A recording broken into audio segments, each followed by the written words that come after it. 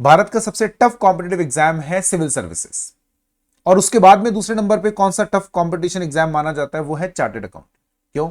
क्योंकि रिजल्ट बहुत कम रहता है। किसी भी एक अटेम्प्ट में अगर 100 बच्चे सीए करते हैं या सीए फाइनल के एग्जाम देते हैं तो 12 या 15 बच्चे ही सीए बन पाते हैं। और ये भी मैं आपको हाईएस्ट साइड पे बता रहा हूं, अगर आप एक्चुअल देखेंगे तो और भी कम है, क्योंकि इसमें से बहुत सारे बच्चे ऐसे होते हैं जो पिछले कई अटेम्प्ट से एग्जाम दे रहे होते हैं। यानी रियल में अगर हम देखेंगे तो 100 में से अगर 15 बच्चे सीए बन रहे हैं तो उसमें से 2 या 3 बच्चे ऐसे होते हैं जो कि पहली बार में सीए बन जाते हैं। यानी रिजल्ट बहुत ही कम रहता है। अब अगर आपका बच्चा सीए करेगा तो आप क्या चाहेंगे?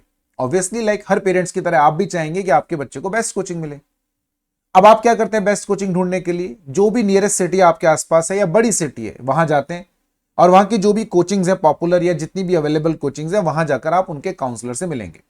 और काउंसलर क्या करेगा? काउंसलर आपको इतना अट्रैक्टिव तरीके से अटेंड करेगा कि वो ये प्रिटेंड करेगा कि पूरे भारत में हमसे बेहतर कोचिंग कोई नहीं।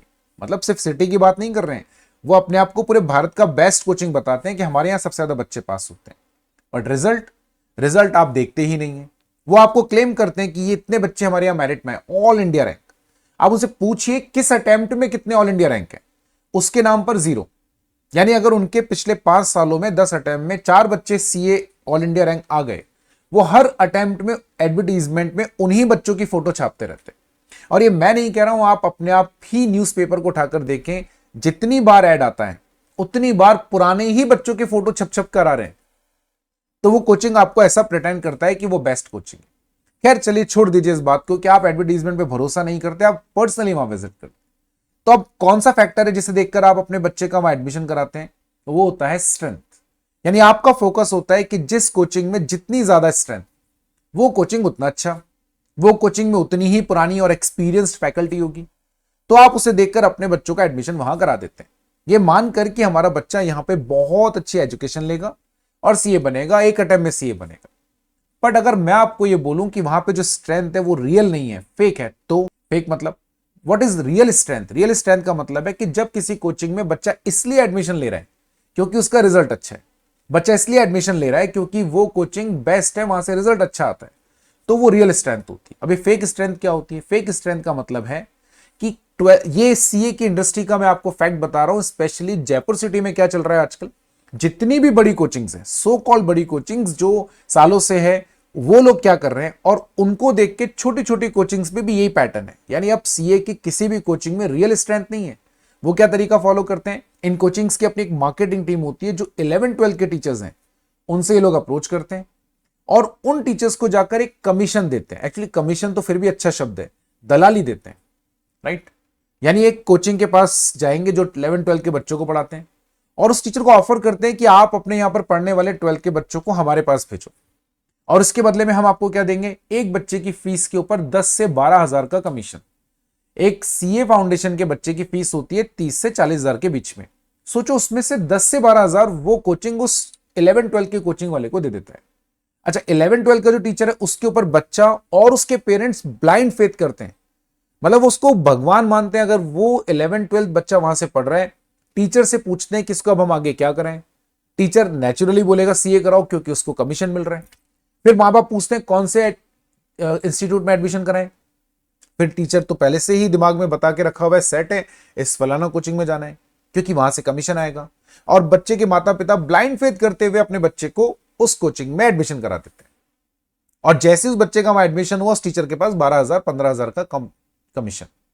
अब आप सोचो, जो इंस्टीट्यूट आपसे 30-35 हजार या 40 हजार की फीस लेके उस टीचर को 15,000 का कमीशन दे रहा है, तो आप सोच के देखिए कि वो आपको क्या ही क्वालिटी अवेलेबल कराएगा। यानी 25,000 में वो आपको अपने एडमिन खर्चे भी निकालेगा और आपके बच्चे के लिए बेस्ट फैकल्टी अवेलेबल कराएगा? नहीं।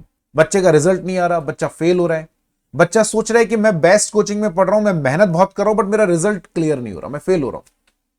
यानी किसी भी कोचिंग में रियल स्ट्रेंथ नहीं है। अब आपको सुन के लगेगा कि इसके फैक्ट्स क्या हैं। एक कोचिंग जो अभी 2 महीने 3 महीने पहले ओपन हुई, आप सोचिए कितनी लेवल पे स्ट्रेंथ को और गेम को प्ले करा जाता है। जो कोचिंग अभी 2 महीने पहले ओपन हुई है, 3 महीने पहले, ये बाय फैक्ट्स हम आपको बात कर रहे हैं जयपुर के कोचिंग की, जिसको ओपन हुए भी ज्यादा टाइम नहीं हुआ। उस कोचिंग में 100 बच्चे हैं। आप सोचो, जिस कोचिंग के बारे में कोई नहीं जानता, जो ओपन अभी हुई है, सीए एजुकेशन से दूर दूर तक उसका कोई नाता नहीं, और वो कोचिंग में 100 बच्चे कहां से आ गए? उसका कौन सा पास ट्रैक रिकॉर्ड था जिसको देख के बच्चों ने एडमिशन लिया होगा? उसका कौन सा पास ट्रैक रिकॉर्ड था जिसको देख के बच्चे अट्रैक्ट हुए होंगे? क्योंकि उनकी मार्केटिंग टीम बच्चे लेकर आती है। खैर, ये मैंने एक कोचिंग की बात करी, लेकिन ये सब कोचिंग में हो रहा है। जो बड़े बड़े प्लेयर्स हैं, जो जयपुर के टॉप सीए एजुकेटर्स में काउंट होते हैं, वो कोचिंग में ये चल रहा है।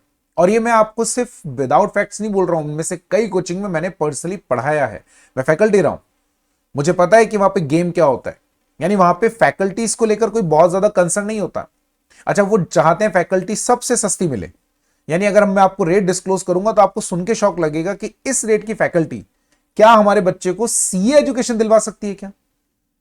वो इतना सस्ता टीचर लेकर आते हैं कि जिस रेट पे 11 का 10th का 8th का टीचर पढ़ाता है किसी कोचिंग में, उस रेट पर सीए इंटर के फैकल्टी काम करती है। तो आप सोच के देखो वो फैकल्टी क्या ही आपके बच्चे को क्वालिटी देगी। तो आप अगर अपने बच्चे का एडमिशन किसी कोचिंग में करा रहे तो पहले आप ये देखें कि उसकी फैकल्टीज का लेवल क्या है, आप ये देखिए उनका रिजल्ट क्या है। आप उनसे पूछिए कि आपने पिछले अटेम्प्ट में कितने बच्चों को पढ़ाया और उसमें से कितने पास हुए, कितने बच्चों की ऑल इंडिया रैंक आई, और अटेम्प्ट वाइज रैंक पूछिए। नहीं बताएगा कोई भी कोचिंग आपको अटेम्प्ट वाइज कि किस अटेम्प्ट में कितनी कोचिंग में कितनी रैंक आई, फिर आप इवेलुएट कीजिए।